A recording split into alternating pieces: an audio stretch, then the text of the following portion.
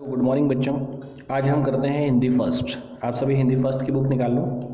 Hindi first में देखो हमने कितने चैप्टर कर लिए हैं, हम निकालते हैं यहाँ से। हमने 12 चैप्टर पोंगल ये वाला कर लिया था, और इसके बाद में 13 नंबर चैप्टर है चतुर गीदड़, ये भी हमने कर लिया था। आज हम करने वाले हैं चैप्टर नंबर 14 अमृतवाणी। अमृतवाणी ये चैप्टर दे रखा है, इसमें कुछ दोहे दे रखे हैं। किसके दे रखे हैं? कबीर दास जी के दोहे दे रखे हैं, संत कबीर दास। इनके दोहे पढ़ते हैं और इनका मतलब हम समझते हैं। आज बहुत अच्छे दोहे हैं, ये आपको जीवन में भी अपने उतारने चाहिए दोहे, है ना। कुछ सीखने को मिलता है इन दोहों से हमें। काल करे सो आज कर, आज करे सो अब, पल में परलय होएगी, बहुरी करेगा कब।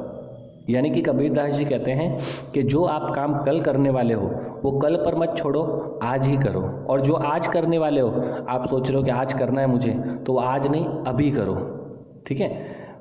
कल करे सो आज कर, आज करे सो अब, यानी जो कल करने वाले हो आज करो, और आज जो करने वाले हो वो अभी करो। पल में परलय होएगी, बहुरी करेगा कब।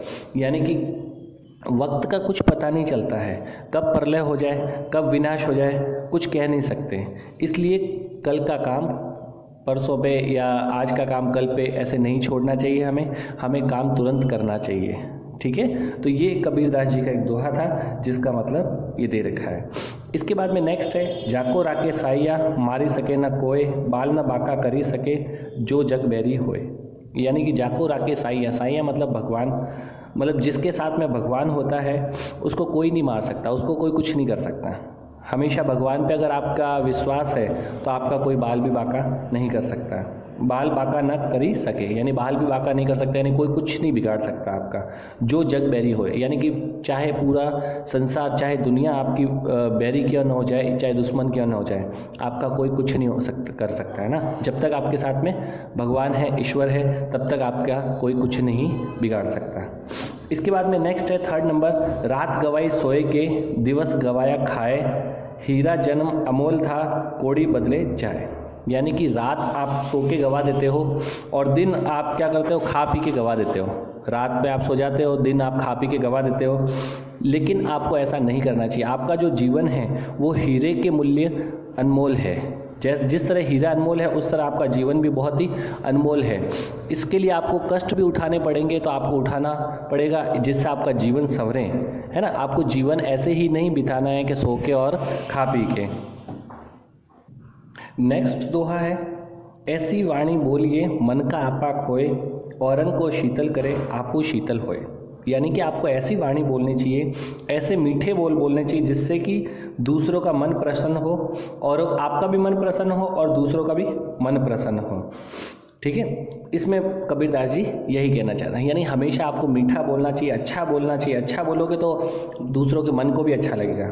मन का आपा खोए, यानी कि मन को अच्छा लगने वाले वर्ड आपको बोलने चाहिए जो दूसरों को भी अच्छा कराए एहसास, और आपको भी अच्छा लगे।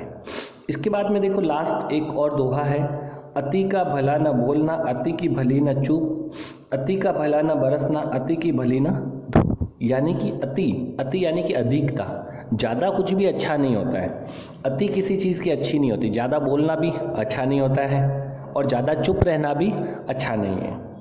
अति का भला न बरसना, यानी ज़्यादा बरस, जिस प्रकार देखिए कि जब ज़्यादा बरसता है, जब ज़्यादा बारिश आती है तो क्या होती है, बाढ़ आ जाती है। यानी ज़्यादा बरसना भी अच्छा नहीं होता है। और ज़्यादा धूप अगर होती है तो धूप भी अच्छी नहीं ज़्यादा, है नहीं। आपको धूप ही धूप मिलती रहे, धूप ही धूप मिलती रहे, तो वो भी ज़्यादा अच्छा नहीं है। आप देखते हैं मौसम भी चेंज होता रहता है, कभी धूप भी आती है, कभी छाँव भी आती है, कभी दिन होता है, कभी रात होती है, यानी कि हर चीज़ होती है। तो आपको कभी भी किसी चीज़ की अति नहीं करनी चाहिए। आप सोचते हो कि हम आराम ही आराम करें, तो आराम ही आराम, ये भी सबसे खराब है। यानी कि आपको सब चीज़ बराबर प्रॉपर करनी है। आपको पढ़ाई भी करनी है तो पढ़ाई प्रॉपर करो, आपको खेलना भी है तो प्रॉपर आप खेलो, पढ़ाई भी करो, सब चीज़ करो। यानी किसी चीज़ की अति नहीं करनी, कोई ज़्यादा नहीं करना है, ठीक है। तो ये कबीरदास जी के दोहे थे जो हमें अपने जीवन में उतारने चाहिए। इसके बाद में इसके प्रश्न उत्तर भी आते हैं, वो भी हमें करने हैं। तो आप ये कबीर जी के दोहे अच्छे से पढ़ना, समझना, और अगर कोई आपको नहीं समझ में आया तो वापस आप मुझसे पूछ सकते हो कि सर मुझे ये समझ में नहीं आ रहा है, मैं आपको वापस से समझा दूंगा। अब देखिए हम इसके करते हैं प्रश्न उत्तर। प्रश्न उत्तर में सबसे पहले हमें अपना काम कब करना चाहिए, हमें अपना काम कब करना चाहिए? तो हमें अपना काम कब करना चाहिए? कल का काम आज और आज का काम अभी करना चाहिए। कल का काम आज और आज का काम अभी करना चाहिए। किसका बाल बांका नहीं हो सकता? जिसका भगवान ध्यान रखता हो। जिसका भगवान ध्यान रखता हो उसका कोई बाल भी बांका नहीं कर सकता। हमें कैसी वाणी बोलनी चाहिए? हमें हमेशा मीठी वाणी बोलनी चाहिए। तो हमें मीठी वाणी बोलनी चाहिए, यह आपको इसका आंसर लिखना है। इसके बाद में देखिए, हमारा जन्म किस प्रकार का है, इसे गंवाना क्यों नहीं चाहिए?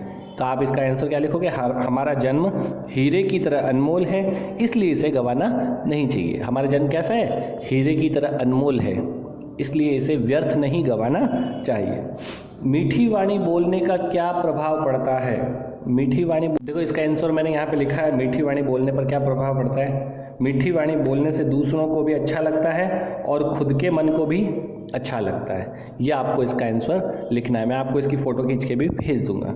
इसके बाद में नेक्स्ट है, अति को बुरा क्यों बताया गया है और इसे किस उदाहरण द्वारा समझा गया? अति को बुरा क्यों बताया गया है? तो इसी के नीचे देखो इसका आंसर भी मैंने लिखा है।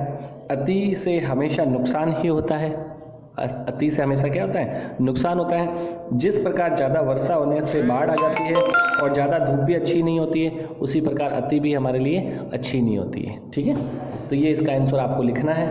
और इसके बाद में देखो है, भाव से संबंधित दोहा लिखिए। भाव से संबंधित दोहा लिखना है आपको। तो ये आपको, हमें आज का काम कल पर, ये कौन सा दोहा था? आज करे सो कल कर, ये वाला दोहा आपको लिखना है। ठीक है, इसका आंसर दोहा है ये। जिसकी रक्षा भगवान करते हैं उसे कोई नहीं मार सकता, तो इसका भी दोहा मैंने आपको बताया था, वो दोहा आपको लिखना है।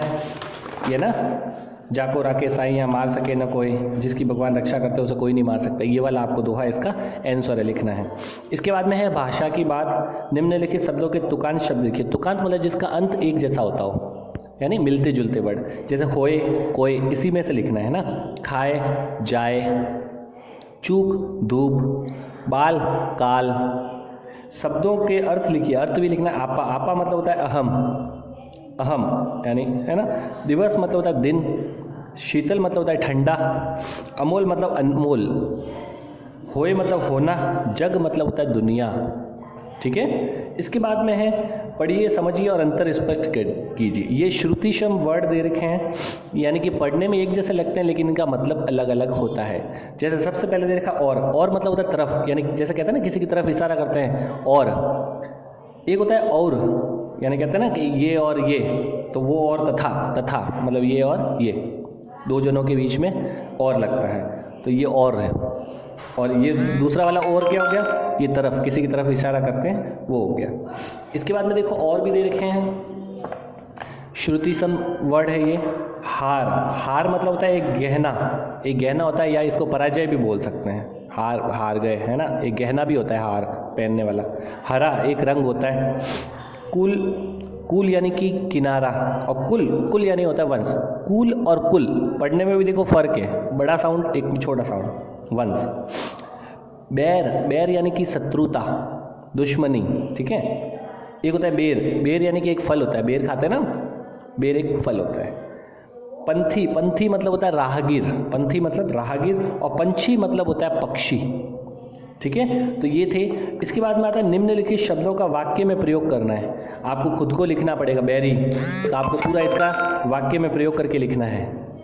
ठीक है, काल, काल का भी पूरा, हीरा, दिवस, धूप, ये आप अपने मन से करोगे सेंटेंस। मैं भी देखता हूँ आप कैसे करते हो, करके मुझे चेक कराना, मुझे व्हाट्सएप पे सेंड करना, मैं आपको बताऊंगा कि आपने सही किया है या गलत। तो ये चैप्टर हमारा था जो आप सभी करेंगे अच्छे से, और करके मुझे कॉपी चेक करवा देना। और नेक्स्ट टर्न में हम करेंगे नेक्स्ट चैप्टर, और तब तक के लिए टेक केयर, बाय बाय।